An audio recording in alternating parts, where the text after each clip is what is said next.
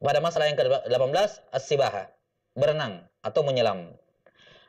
Qad tufsidus saum, berenang terkadang membatalkan puasa. Terkadang bisa membatalkan puasa. Wadzalika idza wasala al-ma'u ila al-jawfihi aw dimaghihi aw batini udhunihi. Misalnya kalau ada air yang masuk ke dalam perutnya tertelan atau ke otaknya ya, melalui hidungnya masuk ke hidungnya sampai ke kepalanya ya, berenang kadang air masuk ke hidung sampai ke kepala, au batini udhuni atau air masuk ke telinganya ya. Hatta walau dakhalal ma'u sabaqan bila qasdin, walaupun airnya masuk secara tidak sengaja. Walaupun airnya masuk secara tidak sengaja. Jelas ya? Baik. Kita bacakan dulu baru kita simpulkan. Qala Ar-Ramli rahimahullah, Ar-Ramli rahimahullah berkata, "Walau arafa min adatihi annahu yasilul ma'u minhu ila jawfihi aw dimaghihi bilin gimasi wala yumkinuhu at-taharruzu anhu annahu yahrumul ingimas wa yuftiru qat'an."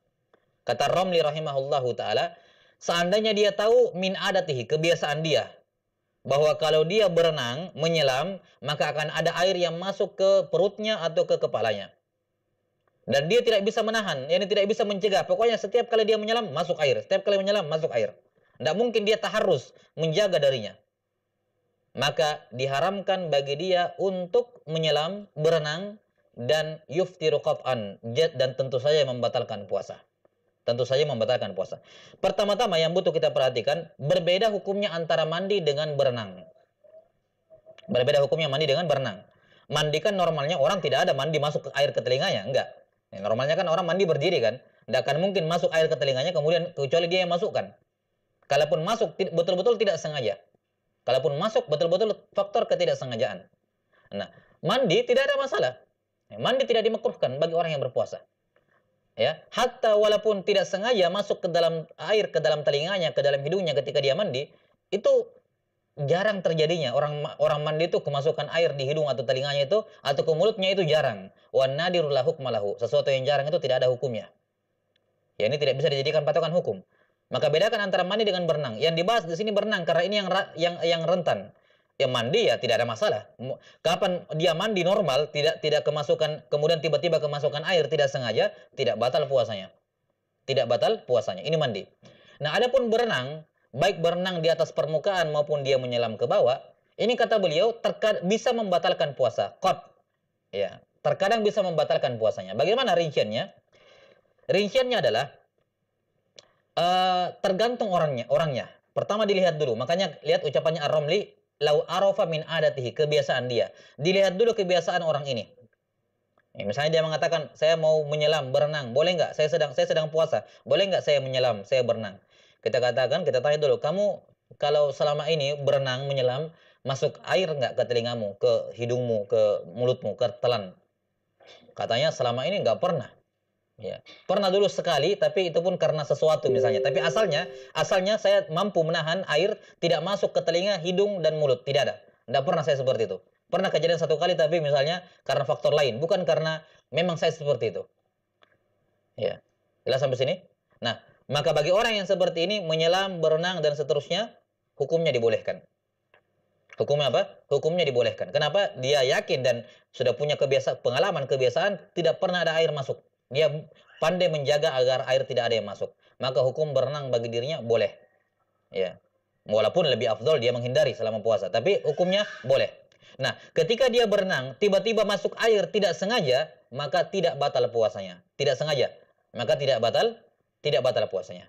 Kenapa? Karena dia punya kebiasaan seperti itu, tidak masuk. Nah, keadaan yang kedua, misalnya ada orang ditanya, bagaimana keadaan selama ini berenang, masuk nggak? Iya, sering masuk. Nah, dia bilang sering masuk, bahkan hampir selalu masuk. Ya. Atau kadang masuk, kadang enggak, tapi ya 50-50 ya, kadang masuk, kadang enggak. Pokoknya berpotensi besar lah masuk air. Kita katakan bagi kamu haram. Tidak boleh bagi kamu berenang. Bagi kamu berenang untuk puasa, bagi kamu tidak boleh. Kenapa? Kamu sudah tahu kebiasaan kamu, tiap berenang masuk air. Maka yang seperti ini bagi kamu tidak boleh berenang dan menyelam. Hukumnya haram. Kapan dia nekat berenang, menyelam, lantas masuk air ke dalam jaufnya, tertelan air, walaupun tidak sengaja, bila qasdin maka batal puasanya. Walaupun tidak sengaja, batal puasanya. Ya. Kenapa? Kaidah yang sudah kita sebutkan di pertemuan sebelumnya berkenaan dengan mencicipi makanan, ma tawallada an ma'dzunin ghairu madmun wa ma tawallada an ghairi ma'dzunin madmun. Semua efek samping yang muncul dari perbuatan yang diizinkan oleh syariat, maka efek samping tersebut tidak ada hukumnya. Tidak ada hukumnya. Sementara semua efek samping yang lahir dari perbuatan yang tidak diizinkan, maka efek samping tersebut memiliki hukumnya. Nah, orang yang mampu menahan air selama ini, dia punya kebiasaan dan mampu menahan air tidak masuk, maka diizinkan bagi dia berenang. Maka semua efek samping karena dia berenang, tiba-tiba masuk air tidak sengaja, maka tidak batal puasanya. Tidak ada hukumnya itu efek samping. Sementara orang yang sudah punya kebiasaan setiap berenang masuk air, maka ini berarti dilarang bagi dia untuk berenang. Nah, ketika dia berenang, maka dia melakukan perbuatan yang tidak diizinkan oleh syariat. Kapan ada efek samping masuk tidak sengaja air, maka ini berlaku hukumnya, yakni membatalkan puasanya. Sama seperti dia melakukannya dengan sengaja. Jelas ya? Maka ini rincian dalam masalah berenang, dan dibedakan antara berenang, menyelam dengan mandi biasa. Ya, dengan mandi biasa, dibedakan hukumnya. Taib. Qala hafidhahullahu ta'ala